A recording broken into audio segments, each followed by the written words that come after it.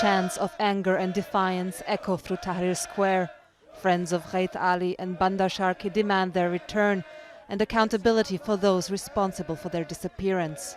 The two university students and demonstrators went missing on December 13th after they left Tahrir Square to meet an unknown person who had called to make a donation to their cause. Nobody has heard from them since. Is he kidnapped? Is he alive? Is he dead? We don't know. They both previously got assassination and arrest threats. The journey to find a missing person begins here at the Iraqi Lawyers Union. We accompany Ghaith's father, who traveled to Baghdad from the southern city of Karbala, as he registers his son's case. My son's name is Ghaith Ali Hannoun. He lives in Karbala, but he's a university student in Baghdad and he came here to demonstrate, and he's peaceful, but he was taken and we don't know which side has him.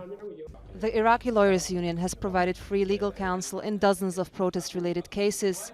Many have procedural violations.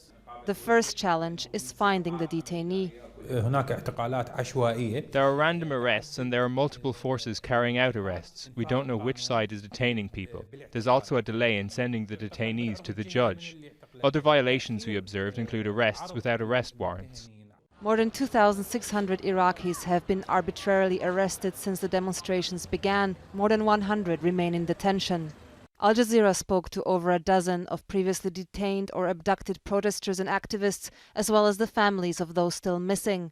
The government declined our request for an interview. The bulk of arrests appear to be carried out by government forces, with protesters eventually brought before a judge and then released. But many cases can be characterized as enforced disappearances, often carried out by armed groups believed to be part of the popular mobilization forces. No matter what the case is, both seem to be part of a systematic crackdown aimed at silencing dissent.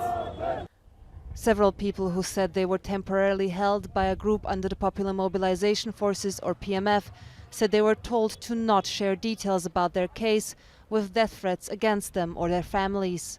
On December 6th, dozens of people were briefly abducted in central Baghdad by what many say were armed groups under the Popular Mobilization Forces. The paramilitary group has denied any involvement in the protests.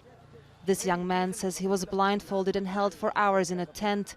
The scene was caught on camera and widely shared on social media. For his safety, we're not revealing his identity. They questioned me. How much money did you get to demonstrate? I told them I'm protesting for a goal. Crowds in Baghdad's Tahrir Square have grown sparse over the past weeks. People appear discouraged by the lack of results and increasingly scared to risk their freedom for a cause that might not turn in their favor. Simona Foltin, Al Jazeera, Baghdad.